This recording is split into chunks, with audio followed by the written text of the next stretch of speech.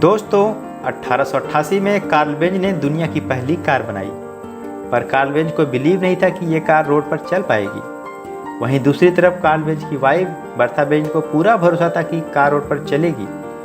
एक दिन Bertha Benz car को लेकर अपनी मां से मिलने मैनहैम से फोरहैम के लिए चल दी। वो अपने दो बेटों यूजेन और रिचर्ड को भी साथ में ले गई। जो भी बर्था बेंज को देखता उसे अपनी आंखों पर विश्वास नहीं होता कि कार रोड पर चल रही है और ड्राइव करने वाली एक महिला है। रास्ते में ही वाल में प्रॉब्लम की वजह से कार रुक गई। प्रॉब्लम को ठीक करने के बाद बर्था बेंज ने अपनी जर्नी फिर से शुरू कर दी। रास्ते में इन्होंने फार्मेसी से लिग्रोइन फ्यूल कार में डलवाया। बर्था बेंज ने 16 किलोमीटर पर आवर की स्पीड से 12 घंटों में अपनी जर्नी पूरी की।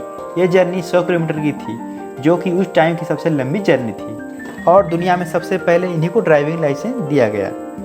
यहीं से मर्सिडीज बेंज की शुरुआत हुई। कार्ल बेंज का जन्म जर्मनी में 25 नवंबर 1844 में हुआ था। उन्होंने अपने जीवन काल में ऑटोमोबाइल से रिलेटेड बहुत से आविष्कार किए। कार्ल के पिता की मौत कार्ल के बचपन में ही हो गई थी। उसके बाद कार्ल की मां ने उन्हें बहुत ही मेहनत और मशक्क़त के साथ पाला पोसा। उन्होंने अपनी कोशिशों से कार्ल की पढ़ाई को रुकने नहीं दिया और इसे जारी रखा। कार्ल भी पढ़ाई में काफ़ी अच्छे थे। 19 साल की उम्र में कार्ल ने मैकेनिकल इंजीनियर की डिग्री ले ली। उसके बाद उन्होंने कंपनीज में मैकेनिकल इंजीनियर और डिजाइनर के तौर पर काम किया।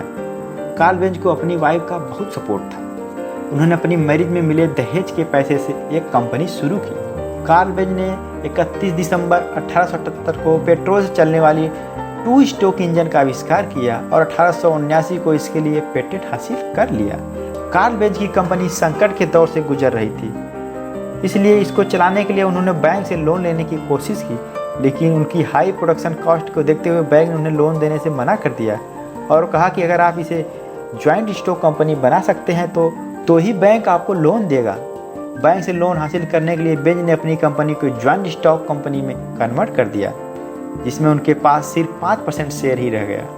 अब कंपनी में उनके सुझावों पर भी ध्यान देना बंद कर दिया गया, तो यह कंपनी कॉर्पोरेशन से 1883 में अलग हो गए।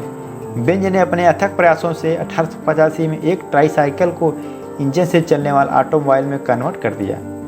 इसके लिए उन्होंने खुद का डिजाइन किया हुआ 4 स्ट्रोक इंजन इस्तेमाल किया। इस व्हीकल को उन्होंने बेंज पेटेंट मोटर वैगन का नाम दिया। कार्ल बेंज की कंपनी जर्मन की बहुत बड़ी ऑटोमोबाइल कंपनी बन पाई। उसी समय गोटविल डैमलर 4 पहिए वाली गाड़ियाँ बना रहे थे। वो भी जर्मन के एक इंजीनियर और बिजनेसमैन थे। आगे चलकर डैमलर और कार्ल बेंज दोनों मिलकर कार बनाना शुरू किए।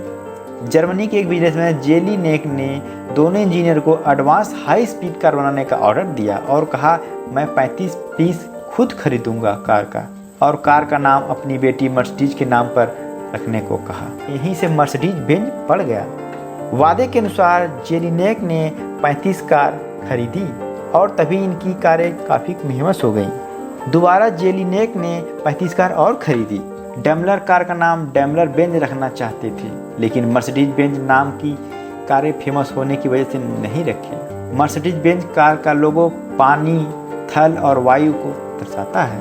पहले मर्सिडीज बेंज के कार का लोगो में केवल 3 एरो थे, लेकिन डैमलर ने इसे सर्कल प्रोवाइड करके एक नया लोगो प्रदान किया। आज मर्सिडीज पूरे दुनिया में लग्जरी कारों में से एक है।